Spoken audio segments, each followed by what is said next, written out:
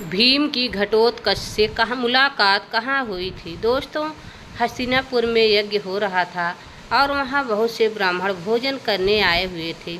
और भोजन करने के पश्चात 5 ब्राह्मण भोजन करके जा रहे थे। एक ब्राह्मण था, एक उसकी पत्नी और 3 उसके बेटे थे। रास्ते में भी ब्राह्मण बातें करते हुए जा रहे थे। वे कह रहे थे कि हस्तिनापुर का भव्य देखते बनता है। कितने ब्राह्मणों को दान दिया गया, कितनी आहुतियाँ डाली गईं, गिनना कठिन है। कितने ब्राह्मण यज्ञ पर बैठे थे जानते हो? माँ ने पूछा। तुम थक तो नहीं गए बेटा? इतना कहना था कि उन लोगों के सामने एक भारी भरकम राक्षस आकर खड़ा हो गया। और वह कोई और राक्षस नहीं था, वह घटोत्कच था।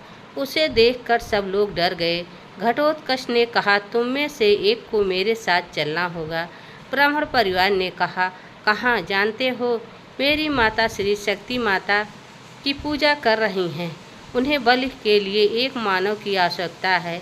बोलो, तुम में से किसे ले जाऊं? ब्राह्मण ने कहा, मुझे ले चलो। ब्राह्मण की पत्नी ने कहा, नहीं नहीं, तुम मेरे मुक्ति मार्ग हो, मैं तुझे कहीं नहीं जाने दूंगी। घटोत्कच ने कहा, डरो मत देवी, मैं इन्हें नहीं लिए भी नहीं जाऊंगा। बलि के लिए बाली को उत्तम होना चाहिए। ब्राह्मण के बड़े पुत्र ने कहा, मुझे ले चलो। ब्राह्मण ने कहा, नहीं नहीं पुत्र, मैं तुम्हारे बिना जी नहीं सकता। तब घटोत्कच ने उसके सबसे छोटे बेटे की ओर देखा तो ब्राह्मणी ने रोने लगी और कहा, नहीं, अब मैं इसे नहीं जाने दूंगी। इस मझले ने कहा, भगवान के लिए मुझे ले चलो, क्योंकि बड़े भैया पिता के प्रिय हैं और छोटी माँ के लिए प्रिय है। तो यह मझला ही बचा जिस पर न पिता का स्नेह की धूप पड़ती है और न माता की ममता की चांदनी। मुझे ले चलो। घटोत्कच हंसने लगा। तब तक वहाँ भीम आ गए और उन्होंने कहा कि तुम इस मझले को ले चलो। राक्षस भीम ने कहा, ब्राह्मण पुत्र, माता पिता की स्नेह पर संदेह करना पाप है। उनसे जो भी मिला, जितना मिला, उसको स्वीकार कर लेना चाहिए। मैं भी मझला पुत्र हूँ। मुझे आग भर के देखो और मेरे प्रति मेरी माता के स्नेह का अनुमान लगाओ। यदि तुम्हें अपना जीवन अपने माता पिता और भाइयों से अधिक प्रिय है, तब तो तुम बल के योग्य नहीं, क्योंकि कायर और रोगी की बलि तो चढ़ाना भी नहीं चाहिए। किसी पुत्र को कम स्नेह का दंड नहीं देना चाहिए, क्योंकि वह मझला है। आपने ऐसा करके परमपिता परमेश्वर का अपमान किया है। प्रायश्चित करना ना भूलिएगा और अपना दोष मानकर अपने पुत्र से क्षमा मांगना कोई अपराध नहीं। ब्राह्मण पुत्र ने कहा, नहीं नहीं, मैं अपने पिताश्री को क्षमा नहीं मांगने दूंगा। यदि ये दोषी हैं तो मैं इनसे क्षमा मांगूंगा।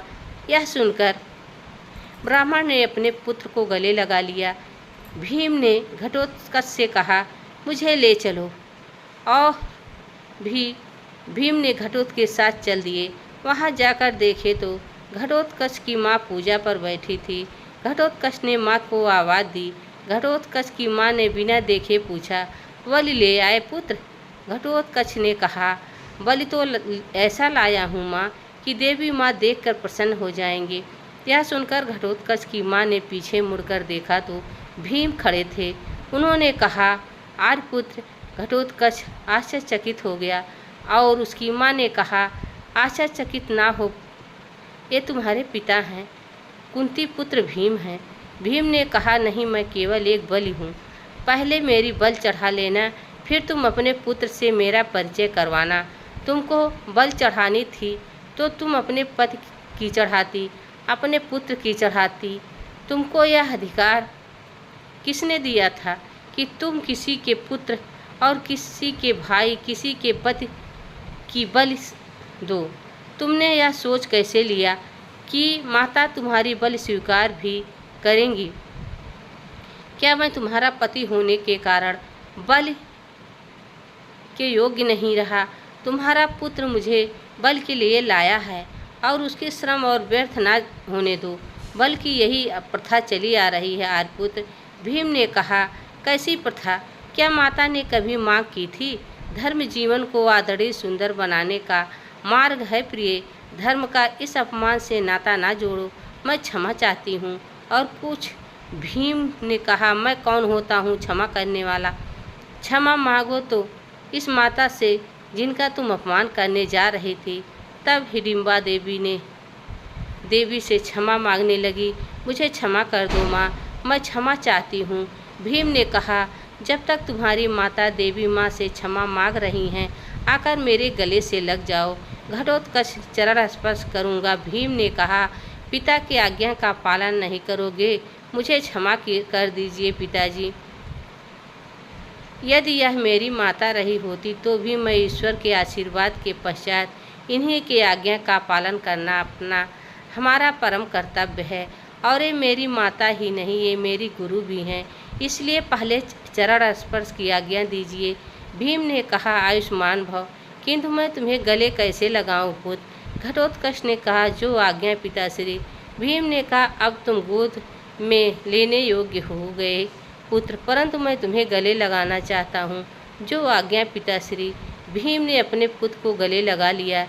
मेरे पुत्र का शरीर तो ब्रज का है। घटोत्कच ने कहा, नहीं पिताश्री, आपके पुत्र का शरीर मेरे माता श्री के आशीर्वाद का है। हिडिंबा ने कहा, आपका पुत्र कहीं भागा नहीं जा रहा है, आप कुछ खा लीजिए। भीम ने कहा, नहीं, मैं खाऊंगा नहीं, मैं कुटी से भोजन करके निकला था। हिडिंबा ने पूछा, कुटी में आप क्या कर रहे थे?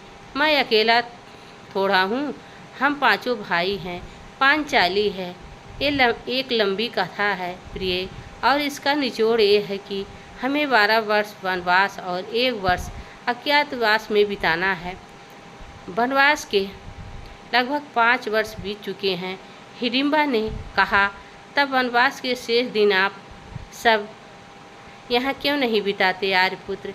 मुझे रानी द्रौपदी और आप पांचों भाइयों की सेवा करने के अवसर मिल जाएंगे और आप सबको यहाँ कोई खोज नहीं पाएगा। भीम ने कहा, यह संभव नहीं। घटोत्कच ने कहा, क्यों पिताश्री? क्या आप सोच रहे हैं कि आपका यह पुत्र आप लोगों की रक्षा नहीं कर पाएगा?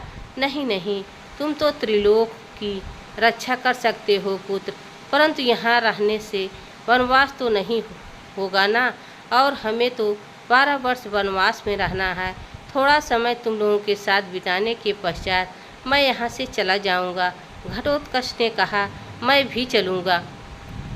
वहाँ ज्येष्ठ पिता श्री धर्मराज युधिष्ठिर से आशीर्वाद लूँगा और काका श्री अर्जुन से धनुर्विद्या सीखूँगा। तुम्हारे काका श्री तो दिव्यास्त्र के लिए त्रिलोक गए हुए हैं। घटोत्कच ने कहा, दिव्यास्त्र क्या कोई युद्ध होने वाला है? भीम ने कहा, हाँ, महायुद्ध होने वाला है पुत्र। यदि कोई साधारण युद्ध होता तो अर्जुन को दिव्यास्त्र की खोज में वहां जाने की क्या आवश्यकता थी? दोस्तों, यह वीडियो आप सबको कैसी लगी कमेंट में ज़रूर बताना। चैनल पर नए हो तो लाइक सब्सक्राइब ज़रूर करना। तब तक के लिए राधे राधे, जय श्री कृष्ण, धन्यवाद।